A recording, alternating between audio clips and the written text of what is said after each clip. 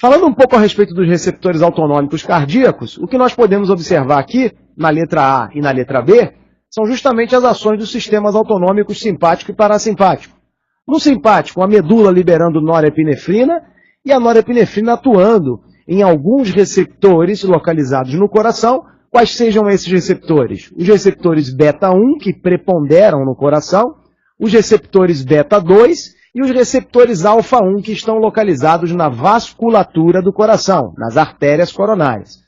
Quando o sistema simpático atua no coração através da norepinefrina, vejam, senhores, o que acontece. Aumento do cronotropismo, aumento do dromotropismo e aumento do inotropismo. Então, esses são os fenômenos de ativação através do sistema nervoso simpático. Agora, observem uma coisa. Estão observando do lado esquerdo, na figura A, alfa-2, receptor alfa-2? O receptor alfa-2, como os senhores estão observando, é um receptor pré-ganglionar, estão vendo? Então, quando eu tenho uma ativação de alfa-2, na verdade o que eu produzo é uma supressão do sistema simpático com consequente vasodilatação. Aí eu pergunto aos senhores, conhecem alguma doença, algum medicamento que atue em receptores alfa-2? Conhecem algum medicamento inibindo o sistema simpático e controlando a pressão arterial? Conhecem? Perfeito, são os bloqueadores alfa-2. A doxazosina é um exemplo. Qual o outro? Qual o outro? Causando vasodilatação, atuando em alfa-2. Perfeito, são os bloqueadores. Isso é pré-ganglionar, é pré-órgão, estão vendo?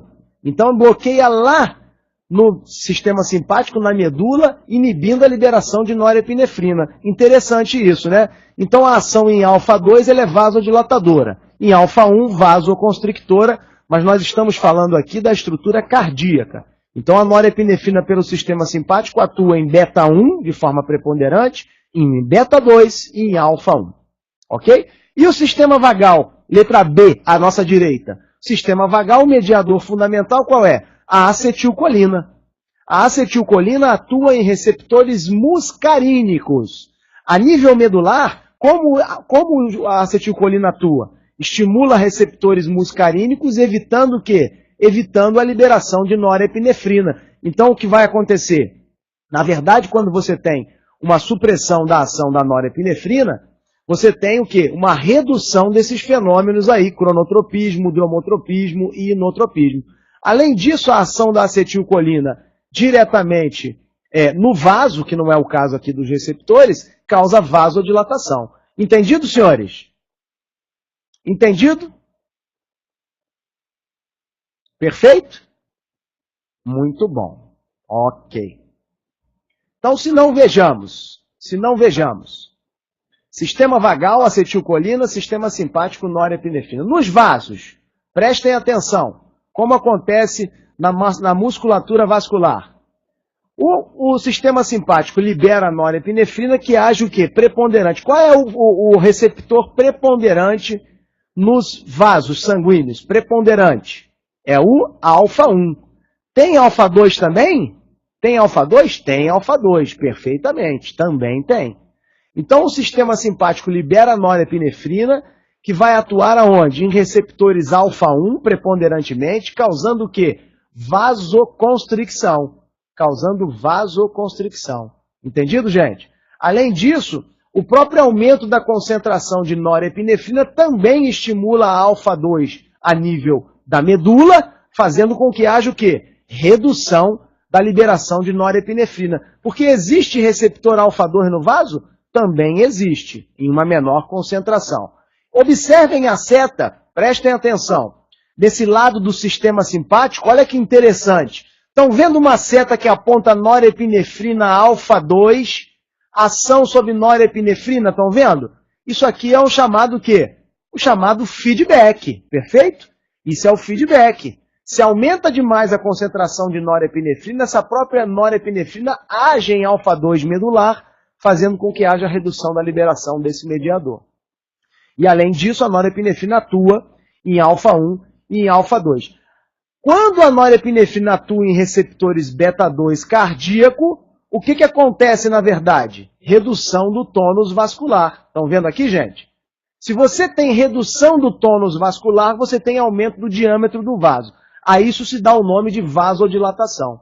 Além disso, o sistema parasimpático, através da acetilcolina, atua em receptores M2. Estão vendo aí? Aonde estão localizados esses receptores M2? Na musculatura lisa vascular. Na musculatura lisa vascular, perfeitamente.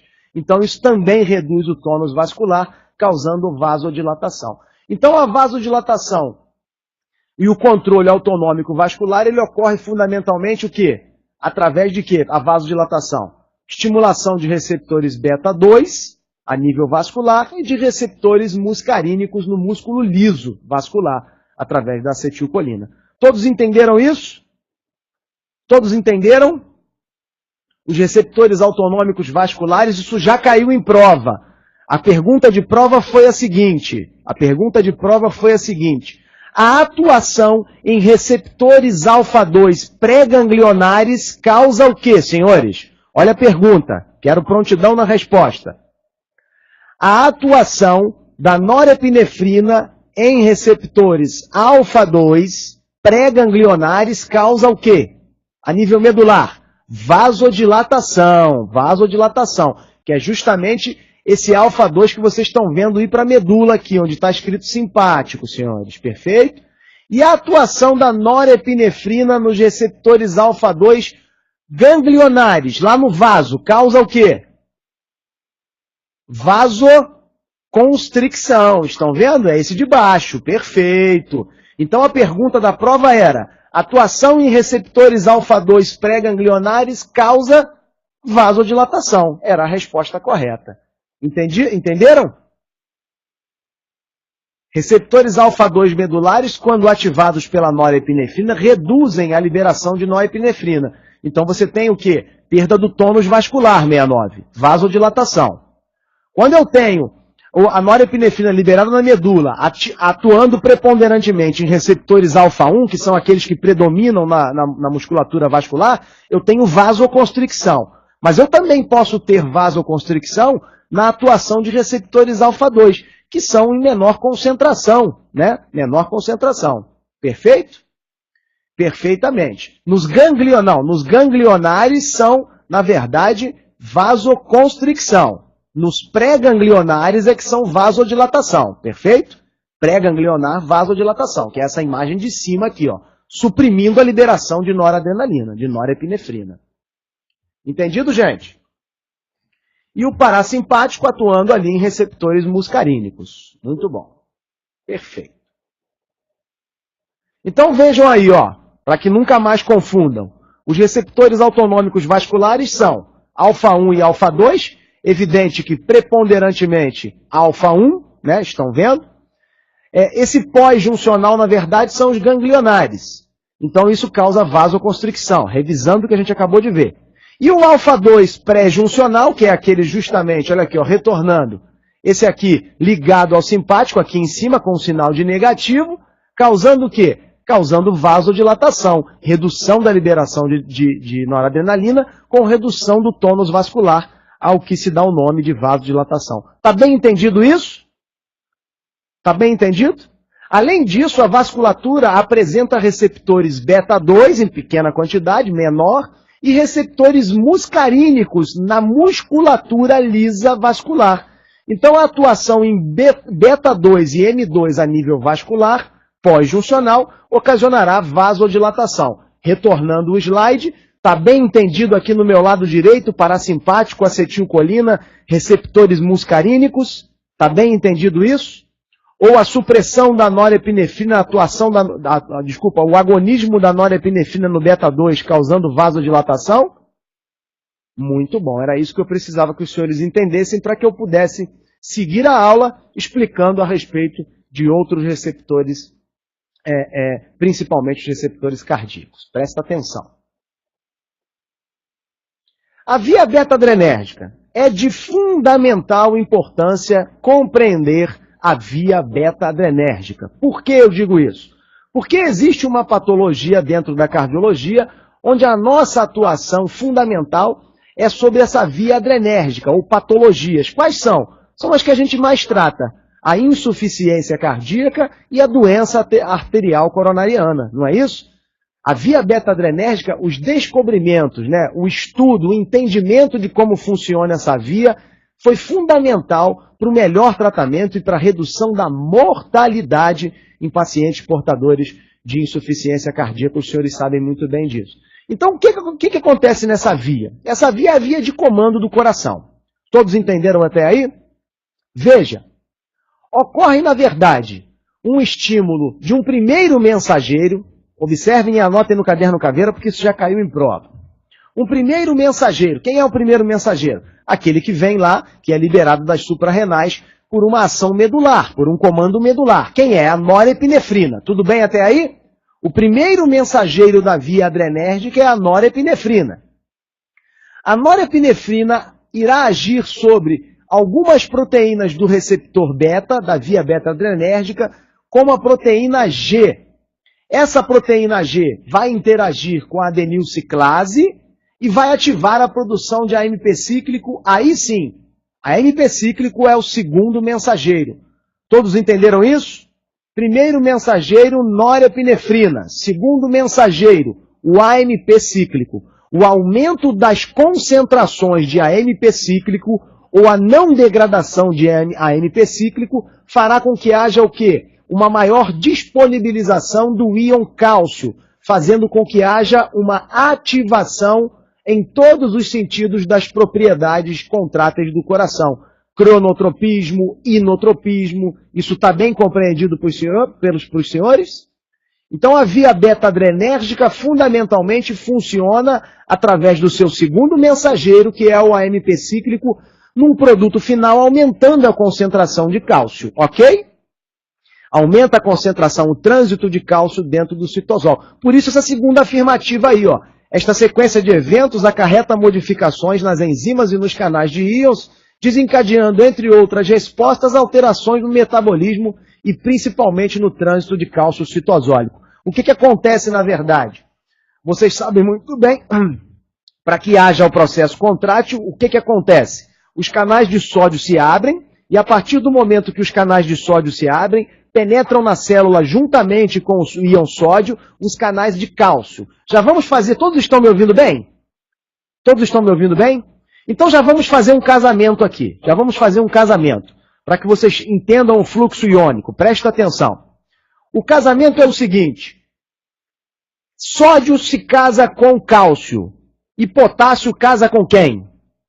Potássio casa com magnésio. Então, cálcio, sódio, magnésio, potássio. Então, prestem atenção. Quando eu tenho, na verdade, a ativação de uma célula cardíaca, o que acontece? Uma corrente muda o potencial transmembrana, a abertura dos canais de sódio, e esse sódio que adentra a célula leva com ele, carrega com ele, ou possibilita a abertura também de canais de cálcio. Ou seja, essa entrada de uma pequena quantidade de cálcio dentro do citosol da célula cardíaca acarretará um estímulo numa estrutura chamada retículo sarcoplasmático. Já ouviram falar? Já ouviram falar isso? O retículo sarcoplasmático é um armazém de cálcio. E essa pequena concentração de cálcio citosólica é capaz de liberar grandes quantidades de cálcio através do retículo sarcoplasmático.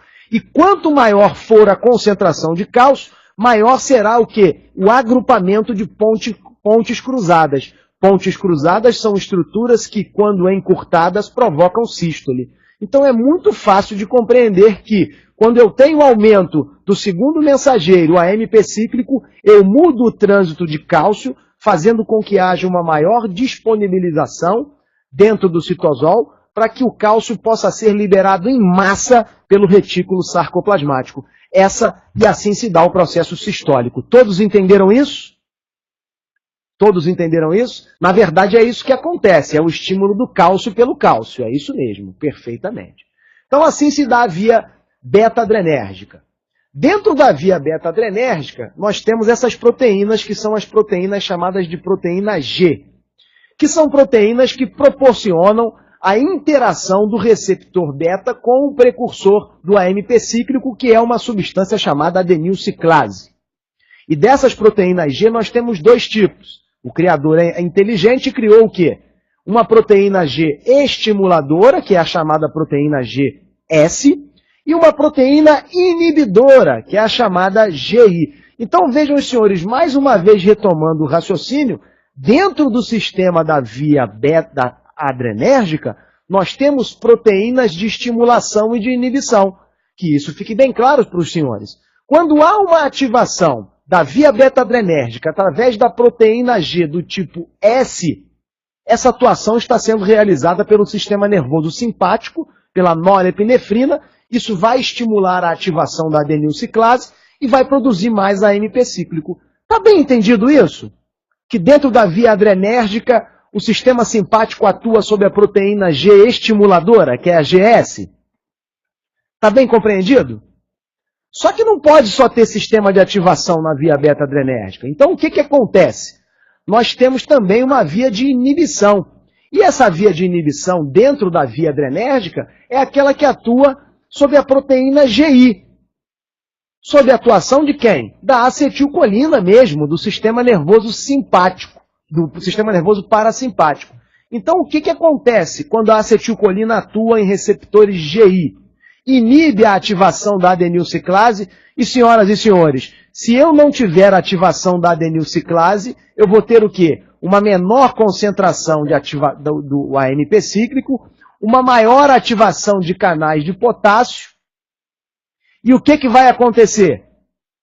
Se eu ativo os canais de potássio, eu hiperpolarizo as membranas e reduzo a frequência de disparo. Entenderam isso, senhores? Duas proteínas G dentro do sistema beta-adrenérgico. Presta atenção. Presta atenção. Duas proteínas. Uma chamada GS, que sofre atuação do sistema nervoso simpático através da adrenalina, da noradrenalina, estimulando a ativação de adenilciclase e de AMP cíclico. Quanto maior a concentração de AMP cíclico, maior o quê? Maior a disponibilidade de cálcio para o processo contrátil. Entenderam isso? Então, quando eu atuo na via adrenérgica de forma agonista, na verdade eu aumento o inotropismo sob a ação na proteína GS. Ponto. Isso está definido. Só que eu não posso só ter ativação do sistema da via beta-adrenérgica. Eu tenho que ter o que também? Tenho que ter a supressão. E como eu tenho a supressão? Através da atuação do sistema nervoso parasimpático, com a liberação de acetilcolina e atuação na proteína GI. Por que ela é GI? Porque o I é de inibição. E o que vai acontecer quando atua a acetilcolina do sistema parasimpático na proteína GI? Ocorre uma inibição da ativação da nossa querida adenilciclase, a concentração de AMP cíclico é reduzida e, além disso, eu sou capaz de ativar canais de potássio. E quando eu ativo canais de potássio, na verdade eu retomo rapidamente os potenciais de membrana, fazendo com que a célula se torne hiperpolarizada. Senhoras e senhores, hiperpolarização de uma célula causa o quê? Causa a incapacidade de resposta a um estímulo elétrico. Entenderam isso agora, então? Entenderam? Então o parasimpático hiperpolariza e não deixa a célula ser estimulada. Ela fica o quê? Ela fica ali amorfa ao estímulo elétrico, ela não responde. Essa é a atuação sobre a proteína GI através da substância acetilcolina do sistema nervoso parasimpático. Para não ficar tão complexo só falando, vamos observar nessa imagem. Observem. No quadrado vermelho à sua esquerda, sistema nervoso autônomo adrenérgico. Quem é o agonista? O agonista é a acetilcolina, concordam comigo? O acetilcolina vai agir sobre os receptores beta-1, fundamentalmente, prestem atenção. Esses receptores têm uma capacidade de transdução, olha aí, transdução. E a adenilciclase, veja só. O que houve? Não o quê? Desculpa, catecolamina, catecolamina. Acetilcolina do lado direito, perfeito, desculpa, perdão. Sistema nervoso autônomo adrenérgico, agonista catecolamina, receptor beta, transdução para a proteína GS, estão observando aqui embaixo? Transdução para a proteína GS, adenilciclase, que é o efetor, formação de quê? De AMP cíclico, que é o segundo mensageiro. Sobre o AMP cíclico haverá atuação de algumas enzimas, entre elas a fosfoquinase, a chamada proteína quinase, PKA. PKA, não esqueçam essa terminologia, a PKA. E o que vai acontecer? Através dessa quinase, dessa proteína quinase, que é a PKA, o que vai acontecer? A resposta celular, que é aquela que nós falamos aí, de aumento da concentração de cálcio, aumento do inotropismo, aumento do cronotropismo. Essa é a ação sobre a proteína GS no sistema de via beta-adrenérgica, sistema adrenérgico, catecolamina como primeiro mensageiro e o AMP cíclico como segundo mensageiro. Está entendido o lado esquerdo da figura dentro do quadrado vermelho? Perfeito. Do lado direito, nós temos o sistema nervoso autônomo colinérgico. Olha só a contribuição que ele tem. A acetilcolina é liberada, age em receptores M2, que são os famosos receptores muscarínicos, no sarcolema, gera um sinal de transdução através da proteína G1, estão observando? G1 do meu lado direito, inibitória, e ela vai atuar aonde? Vai atuar reduzindo a concentração da adenilciclase, fazendo com que haja menor concentração de AMP cíclico, com consequente menor ativação das enzimas das proteinoquinases, com menor resposta celular através da hiperpolarização da célula. Ficou difícil de compreender, senhores? O raciocínio, a sequência de raciocínio? Ficou difícil? Então esses são os receptores. Receptores da via beta-adrenérgica relacionados com as proteínas GS, estimuladora sistema simpático, e GI, sistema colinérgico parasimpático. Muito bom. Então, para resumir isso que eu falei, eu trago a próxima figura que fala justamente com relação a isso. Ó. Olha o que acontece. Agora, trazendo uma nova informação. A ativação do sistema simpático pela proteína GS, formação do AMP cíclico. Estão vendo aí fosfodiesterase? Estão vendo fosfodiesterase? Então, a fosfodiesterase é quem permite a conformação, quem permite a formação ou a atuação do AMP cíclico em relação às proteinoquinases.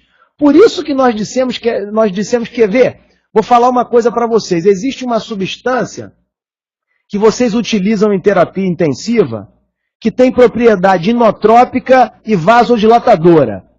Qual é essa substância? Que é um inibidor da fosfodiesterase. Não, essa é a dobuta, beleza, também. Mas um inibidor da fosfodiesterase. Inibidor da fosfodiesterase. Vocês vão entender agora. A milrinona. O que é a milrinona? O que ela é? A milrinona nada mais é do que uma substância que atua inibindo a fosfodiesterase. Quando você atua inibindo a fosfodiesterase, você não tem degradação do AMP cíclico. A concentração de AMP cíclico ela aumenta. Quando você aumenta a concentração de AMP cíclico, ela sofre muito mais ação, esse AMP cíclico sofre muito mais ação das enzimas PKA, das proteinoquinases, e gera uma maior disponibilidade de cálcio. Vem cá, respondam para mim, milrinona e anrinona aumentam ou não aumentam o inotropismo? Aumentam ou não aumentam o inotropismo? Aumentam o inotropismo. Apesar que a inibição da fosfodiesterase a nível vascular, presta atenção, se eu aumento a concentração de cálcio no coração, eu diminuo a concentração de cálcio no vaso. Então a inibição da fosfodiesterase vai causar o que a nível vascular, senhoras e senhores? Uma redução da concentração de AMP cíclico. Se há menor concentração de AMP cíclico no vaso, eu tenho o quê? Menor concentração de cálcio. Menor concentração na musculatura lisa vascular, a resposta evidente é a vasodilatação. Por isso, quando eu inibo a fosfodiesterase com a milrinona, eu tenho aumento do inotropismo e tenho vasodilatação. Perfeito, senhores? Perfeito? Muito bom. Sildenafil também é um inibidor da fosfodiesterase. Só que são fosfodiesterases diferentes, né, 69? fosfodiesterases diferentes. A fosfodiesterase das xantinas, na verdade, é o quê? A fosfodiesterase 3. E a fosfodiesterase do levantador de Bilal? É a fosfodiesterase 5. Perfeitamente, isso. Há essa diferença, né?